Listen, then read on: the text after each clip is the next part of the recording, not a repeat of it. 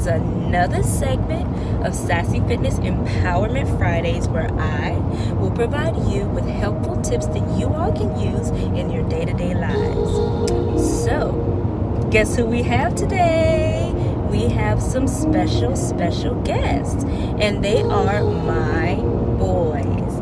They're very dear to my heart. I love them very, very much, and they are the inspiration for why I do what I do. And what they're gonna do is they're gonna ask questions that maybe they have had for me themselves about why I do what I do, mommy questions, whatever they want to ask. I don't know what they're gonna ask. This will be all brand spanking new. So we're just gonna have fun with it this week. So to my right is my oldest son. Everybody say hi to Isaiah. Hey, all right. And to the back of me is my youngest son, and his name is Isaac, BKA, aka also known as Zach, Mr. Zacatette. Hey, there you go. All right, Mr. Zacatette, what question you got? Just the last one. What we got? What made you start your diet? Start my dieting? Oh, okay. Let's check it. So his question was, what made you start dieting? What made you cut out meats in your diet? And I never really liked icing. Yeah, I never liked icing like that. But he asked, why did I start dieting? Why did I cut meat out of my diet? And why did I start eating so healthy? And that's a great question. I absolutely love that question. So I'm going to start with the first question. Why did I start dieting? I used to be, believe it or not, one of those people who would say, I'm going to eat what I want. I'm not going to let nobody tell me what I can and cannot eat, because if I want it, I'm going to eat it. Not understanding, because I've always been one that practiced portion control, and I didn't eat very much, so I stayed small, not realizing that I could still be unhealthy because I'm not choosing the right foods to eat.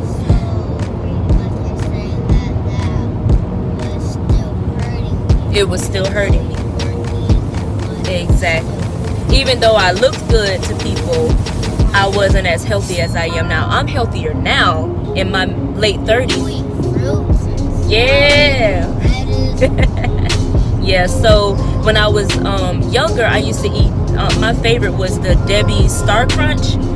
Child, please, I would not eat one. I would eat like 2 or 3 of them things and go right to the gym. And people would be like, I don't understand, you look so good, but every time you come to the gym, you got 3 Debbie snack cakes in your hand.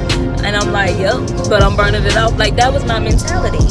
So when I started competing, I was actually approached by a military colleague of mine, because I was always in the gym. That's one thing I've always loved, was working out, because it was a stress reliever for me. When I was in high school and ran track, I realized that, running on the track just made me release a lot of, it was very relaxing. And a lot of times I had a rough day, a lot of times a rough morning before I left the house to go to school. And by the end of the day, when I went to track practice, I was just loving it, just that breeze. So when I was approached about competing, I was like, well, what do you mean compete? I didn't know that there was a thing. And she was like, research NPC. So I was like, okay. So I looked it up, and I saw these people in their bodies, and I always thought I had a decent body, but I always had concerns with my midsection, because I was like, man, I'm small, but I want to have a nice flat tummy, that was like my insecure area, was always my tummy. And although it wasn't big, for my size, it was big. And I didn't like when people asked me if I was pregnant. Like, I used to get asked a lot. Yeah, I had a lot of people ask me, was I pregnant? Because I was small and I had a little mommy cooch, and I didn't really like that, right? So when I looked at them, I said, man, if I can look like that, I was like, oh, I'm definitely doing it. So I started training myself in October of 2013. I actually hired a trainer at the RDB Sportsplex. It was a lady that I hired, because I was already small. I weighed like 113 pounds, and I said I wanted to gain a little bit of weight, but I wanted to gain muscle. And, well, no, I take that back. That was after I came back from deployment. When I came back from deployment, I was really tiny, because I ran a lot and I was under a lot of stress and stuff. But when I went to see the trainer in October 2013, I was 130 pounds. And she asked me what my goal was, and I said that I wanted to lose weight and I wanted to tone up, and I wanted to be educated on the proper way to eat. So she started educating me, but the reason I didn't stick with her as a trainer and I started doing it myself was because I've always been really tough, and some of the weights that she gave me was a little too light. I've always been really strong, should I say, and the weights she would give me was kind of light, and I didn't feel like I was challenged enough. So I started training myself, and she educated me a little bit on diets, and I didn't understand what she meant by, complex carbohydrates. I didn't understand any of that, and she didn't really take the time to explain that to me. So I started doing research on my own, and then when I moved back to Jacksonville in 2014, in January I think it was, and I started working at LA Fitness, and I became friends with the trainers, and I was always in there, and I hired a male trainer there because I was like, I don't want a female trainer. So I hired a male trainer, and I didn't really ask him about the diet or anything. I just wanted to get stronger and stuff like that, and I told him that it was my goal to compete. What, boo? The reason I didn't want a female trainer because I didn't feel like she challenged me enough. I was always really strong, so I didn't feel like she challenged me enough. Yes, I'm one of those women that need, like, some women. Yeah, some women don't like that super challenge, but I do, and some women do like that. But for me, for my classes, like my oldest son, as I have the best of both worlds, I cater to both type of women, and I got a male trainer, and he trained me, and then I would say about April, one of the trainers, she was already in competition prep, and she was like, you should meet my coach. And I was like, okay, because I was trying to do everything myself, the research and everything, and I was doing pretty good. I was dropping a little bit. I think I had gotten down to like 128, but yeah. But when I got with him and he saw me, he was like, okay. He was like, I can get you down in 12 weeks. He's like, I can get you ready for the stage in 12 weeks. And I was like, really? What? Okay. And then, I was my little personality. He said, oh yeah, you definitely have a bikini personality. And I was like, okay, because they have different classes in bodybuilding, and bikini is the smallest class. It's the more sassy, sexy, whatever. And then the figure is a step higher. They're sassy and sexy too, but they have a little bit more muscle. So I'm naturally shaped like a figure competitor, but I decided to do bikini because I wanted to lean down and tone up, and then over time my body just grew and grew and grew. So once I started working with him, I learned about the proper way to eat and diet and stuff like that, and he had like a cookie cutter way of my meal plans. And so I learned cookie cutter means when it's like a certain way you do it every day. Like it's an exact way to do it every day. If it's not cookie cutter, you have options. This one is straight to the point. So Monday, every day actually, at 8 o'clock you have a protein shake. At 10 o'clock you have chicken and oatmeal and eggs, and it was like that. So, and I received so much negativity during that process, I almost quit. Like, I was like, this is too much for me. I had so many people coming at me saying, why are you dressing like that, and you're showing off too much skin, and it was just horrible. It was a horrible feeling, so I almost quit. Mommy, Huh? quitters never prosper, so that's good that you didn't quit, because then you would never prosper. Thank you, baby. My baby said, Mommy, quitters never prosper, and it's a good thing you didn't quit, because then you wouldn't be prospering. Out of the mouth of babes, boo-boos. Who are they to say that? Right. Well, you have a lot of... Before you judge someone else, judge yourself. Right. Y'all hear that? From the babies. Look in the mirror before you try to judge someone else. Just try to fix it yourself. Right. And I had a friend, a really good friend of mine, who told me, you are built for this. I had a really good friend of mine who told me that I was built for this. And I said, he was like, don't quit, whatever you do, don't quit. And I was like, all right. I said, but everybody keep coming at me, I can't take it. And he was like, like, don't quit. Just, you're built for this. I was like, all right. So I didn't quit, thanks to my good friend. And lo and behold, I got on that stage in June of 2014. Or maybe it was August. I don't remember exactly the month, but I know it was 2014. August. And I won first place in my class. First place? I about dropped to the floor and cried because but I had to hold it together because I had to go back out on stage. But when they called my name for first place, all I could think about was all of the adversity I did for those 12 to 16 weeks of prep. People looking at me like, why are you eating like that? I'm getting inboxes like, is everything okay? You look sick. What's wrong with you? Why are you losing weight? Why are you looking like, don't lose too much weight now? This is the type of stuff I was dealing with. And people don't realize how much that hurts. So I fought through it. I maintained it. And I won. And I was like, wow, I guess I am built for this, you know? And I continue. Yes, they did. They tried to take my power and I took it back. Then I go, boom, you know. You hear my kids? My kids are ministering right now. You hear this? They can't take it. Right. So basically, I continued doing it and I continued to uplift myself. And that was how I was able to build myself up. And I continued to learn and educate myself. And then I met my amazing coach in Orlando when I moved back. Chris Edie, yes, he is amazing. And he taught me about macronutrients. Macronutrients is carbs, protein, fats.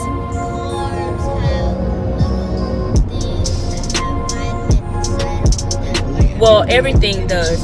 But and then when you think about macronutrients, and I list the different types of macronutrients like carbs, the type of carbs, a macronutrient is a carb. So you just have to know what a carb is, which is oatmeal, rice, stuff like that. Proteins, chicken, beef, pork, all of that falls under protein. And then you have your fats, avocado, olive oil, stuff like that. We're not talking about bacon. We're not talking about pork rinds and all of that. We're talking about good fats. So, yes, good fats. Because people think, oh, well, you know, I'm on a keto diet and it allows me to eat bacon. No, we're talking about good fats. Like if you were to eat an avocado, or if you were to eat something with olive oil or peanut butter, nuts, those are good fats for a keto diet. But that's another subject for another day. And the reason that I decided to cut meat out of my diet is, one, I'm very active and I've always been pretty healthy, especially after I started competing. Once I started competing and learned about the process and the benefits of eating a healthy diet, I was like, I'm loving how I feel. I feel a lot more energetic. People look at me like, girl, you a bunny rabbit, you got so much energy, this, that, and the third. And I'm like, it's because of what I eat. But what made me decide to cut meat out was this. So I'm answering your other questions, Zach. It was because my blood pressure, in my family, we are prone to high blood pressure. And I know it's not hereditary because of the illness. It's hereditary because of the food. I'm going to say that again. The high blood pressure is not hereditary because of the illness. It's hereditary because of the food that we eat. So you don't always know what it is that's contributing to those illnesses, but you know it's an illness that runs deep in your family, right? So my blood pressure, I know I'm eating a pretty healthy diet, but I'm like, why when I go get my blood work, my blood pressure is borderline where it can be almost high. I'm like 135/89, stuff like that. So I'm like, something's not right. So I cut meat out of my diet and I was just doing the fish, pescatarian diet. Blood pressure was coming down. It was real good. Like 120, 121. Let me tell you, for the past 2 to 3 months, I've been only eating veggies and adopting vegan style recipes into my diet. I checked my blood pressure 2 days ago and my blood pressure was 105. 105/78. Tell me that I didn't figure out how to make medicine, how to make food my medicine. I refuse to be on blood pressure medication every day when I can figure out what works for my body and what makes me feel good and what helps me sustain myself to live a little bit longer. So you think I'm going back to eating meat after my blood pressure has gone down from 135 over 89 to 105 over 78? I think not. Not to mention, I feel a lot more energetic. I can last a little bit longer. My belly doesn't feel heavy. I don't have that excessive belly bloat. We know as women how it is certain times of the month when we get that belly bloat. And for me, it was very noticeable, at least to me, because I'm small. But now, the difference between the two is you may not see as much definition in my stomach around that time versus if it's not around that time of the month, and you can see the leanness in my stomach. I have figured out your talent. Like, you like empowering people, bringing them up, and then God gave us all talent for us to use it. And then y'all need to use y'all talents, because God gave y'all talents so y'all can use it. You need to use it. And if you don't, then what's the point of having another talent? What? My baby I just... have talent. Dancing, beatboxing, singing, artists. Y'all hear that? My baby is speaking back there. Well, over here, you know, he can play the piano. Yeah. He can sing really nice. He can read the Bible every day. He can preach. My mama over here, she can just train, uplift people. And then all of y'all can do the same thing. I know that's right. You better preach it, baby. You better preach it. Y'all heard that out of the mouth of babes. My baby back there, he said, if you have a talent, you better use it. And if you ain't not using it, what's the point of having your talent? Boom, yeah. So I'm going to finish off by saying this. I think this was a really good Q&A from my boys. I hope you all enjoyed it. I wanted to do something a little bit different this time. My boys have been the light of my entire life. Their entire life, I should say, because they weren't with me my entire life. But they've been the light of my life for their entire life. And when I tell you I just had to bring them on this week just to hear what they had to say, what questions did they have burning on the inside. Me and my boys have heart-to-heart conversations all the time, don't Yes, we? ma'am. Yeah, and just like, A couple of days ago. yep, we just had one a couple days ago. And the thing is just the way I uplift you women, I do the same thing for my boys, because unlike me, feeling like I didn't have a voice growing up, I don't want my boys to feel like they don't have a voice. At one point I wished, yes, for one, You went through stuff alone. I did. I heard you talking on the phone. Yeah. Like, you went through stuff alone. You had trouble. No one would help you. And then when we were born, we helped you a lot. We were part of your life. We were like pretty much your friends. Yep. Y'all heard that little plug in there. It's a book coming out. I wasn't gonna say it, but he said it, so it's out there. But I think this was a really good conversation, and I hope that what I shared and what my boys shared to ministry to you all will uplift you. I know this is a little different from the norm. It's more real. It's not one of those polished up videos that I normally do. But sometimes you just gotta keep it real. You know what I'm saying?